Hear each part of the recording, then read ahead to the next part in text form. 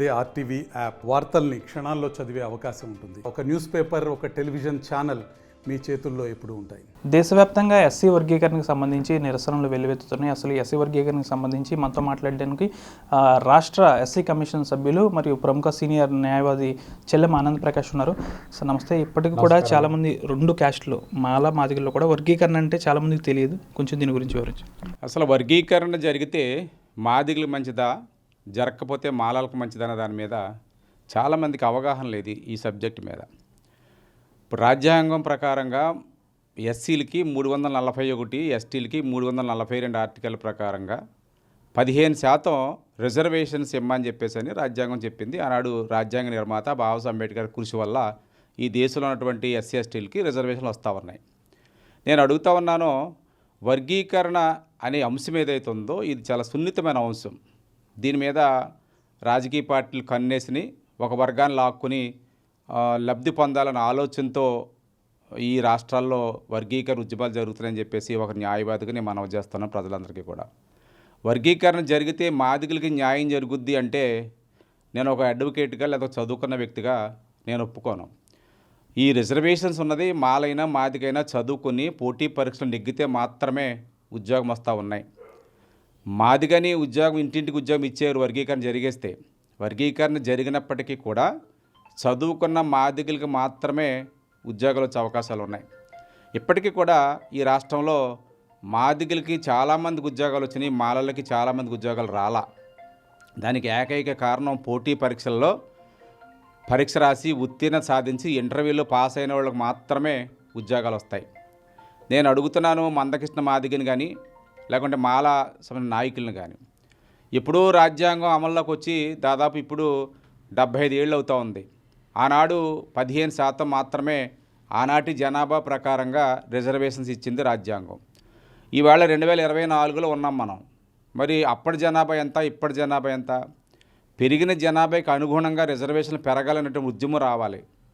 అది మానేసి అసలు 15% అమలు జరగట్లేదు దేశంలో కానీ రాష్ట్రంలో కానీ. ఆ వచ్చినటువంటి శాతాన్ని మరి పంచుకుంటామంటే అర్థం లేనటువంటి ఆ యొక్క ఉద్యమంగా నేను భావిస్తూ ఉన్నాను. మీకు చేతనైతే, మీకు దమ్మైతే, మీకు ధైర్యం ఉంటే జనాభా ప్రకారంగా రిజర్వేషన్లో పెంచండి అని ఉద్యమాలు చేయండి. మందకృష్ణ మాదిగ కానీ మిగతా నాయకులు కానీ. ఆ జాతికి ఉపయోగపడుతుంది. జాతికి ఉపయోగం లేనటువంటి ఉద్యమాలు చేసి జాతిని రెచ్చగొట్టి ఇవాళ లబ్ధి పొందాలంటే ఇద్దరే లబ్ధి పొందుతూ ఉన్నారు. ఒకటి మందకృష్ణ మాదిగ, 2 ఆ ప్రభుత్వాలు. అంటే దాదాపు ఎన్నో ఏళ్ళుగా మేము వెనకబడిపోతున్నాం. విద్య, ఉద్యోగ, రాజకీయ పదవుల్లో కూడా తీవ్రంగా నష్టపోతున్నాం. ఈ వర్గీకరణ అనేది సాధ్యమైతే మేము కూడా మాలల కంటే కాస్త ముందుంటామని మందకృష్ణ మాదిగ 10 సార్లు చెప్తున్నారు. ఇదే చెప్పాను ముందే నేను. తప్పు. చదువుకుంటే మాత్రమే ఉద్యోగం వస్తుంది. ఇవాళ మందకృష్ణ మాదిగ చేసే ఉద్యమంలో వర్గీకరించమని డిమాండ్ ఏదైతే ఉందో దాని ముసుగులో ఈవేళ క్రిమిలేయర్ తీసుకొస్తామంటుంది ప్రభుత్వం. క్రిమిలేయర్ తీసుకొస్తే నష్టపోయేది మాలలో మాదిగలు, ఎస్టీలు కూడా. ఎందుకనంటే ఒకసారి ఒక కుటుంబానికి ఒక ఉద్యోగం వస్తే ఆ ఉద్యోగాల నుంచి వాళ్ళని తొలగిస్తారు. ఇది భయంకరమైన కుట్ర. అంటే దాదాపు భవిష్యత్తులో ఉద్యోగాలు ఈ రిజర్వేషన్స్ ఎత్తేసేటువంటి కుట్ర జరుగుతుంది. కాబట్టి ఇది గమనించమని చెప్పేసి నేను తెలియజేస్తా ఉన్నాను. సుప్రీంకోర్టు కూడా రాష్ట్రాల చేతుల్లో పెట్టేసిన వర్గీకరణ అనేది రాష్ట్రాలు ఇష్టమని. అంటే ఇప్పుడు రాష్ట్రాలు కూడా ఏకాభిప్రాయానికి వచ్చే అవకాశం ఉందంటారా? సుప్రీంకోర్టు ఇచ్చినటువంటి తీర్పు ఏదైతుందో అది నేను రాజకీయ కుట్ర కోణంగా చూస్తాను. స్వాతంత్రం వచ్చినప్పటి నుంచి లేదా రాజ్యాంగం అమలు అయినప్పటి నుంచి కూడా వర్గీకరించకూడదు అని చెప్పినటువంటి సుప్రీంకోర్టే ఇవాళ 7 జడ్జిలు ఏదైతే బెంచ్ ఉందో అందులో 6 జడ్జిలు వర్గీకరించవచ్చు అనేటటువంటి సూచన ఇచ్చింది. ఇది పార్లమెంట్లో పెట్టాలి. పార్లమెంట్లో 341 ఆర్టికల్ని సవరించాలి.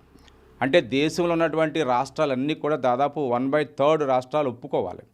అలా ఒప్పుకుంటేనే పార్లమెంట్లో సవరించవచ్చు. ఇప్పటికే ఈ దేశంలో ఉన్నటువంటి పార్లమెంటు అంటే ఎస్సీ ఎస్టీలు ఎవరో కూడా ఈ వర్గీకరణకి సుముఖంగా లేరనేటువంటి వార్తలు మనం వింటూ ఉన్నాం. ఉదాహరణకి మాదిగ సామాజిక వర్గం చేసిన నేతలే వర్గీకరణ వద్దు అనేటటువంటి మాట చెప్తున్నారంటే ఇది కేవలం రాజకీయ కుట్రలో భాగమే ఈ జడ్జిమెంట్ అని చెప్పేసి మనవి చేస్తూ ఇది కరెక్ట్ కాదు. ఏదేమైనా సరే సుప్రీంకోర్టు కూడా ఏం చెప్పాలంటే ఆనాడు జనాభా 8 కోట్లు 10 కోట్లు ఉన్నారు ఈ దేశంలో ఎస్సీ ఎస్టీలు ఎస్సీలు.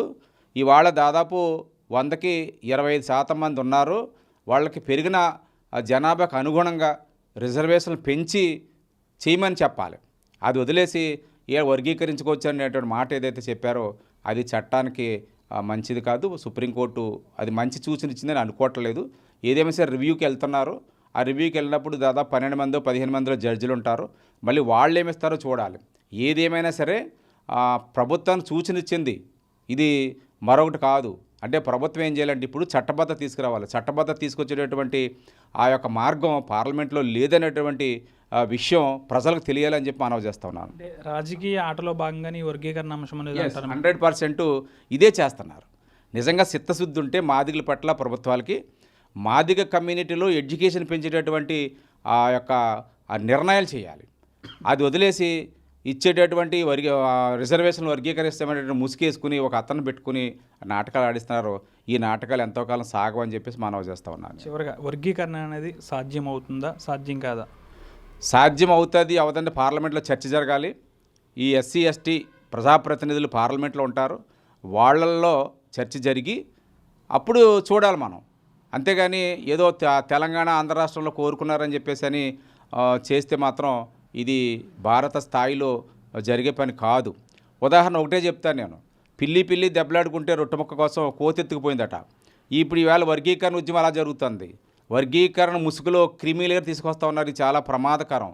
అందుకని ఇది ఒకసారి ఆలోచించాలి. దళితులు ఉన్న మేధావర్గం అందరూ ఆలోచన చేయాలి. ఈ రాజకీయ కుట్రల్లో భాగం కాకూడదని నా యొక్క భావన.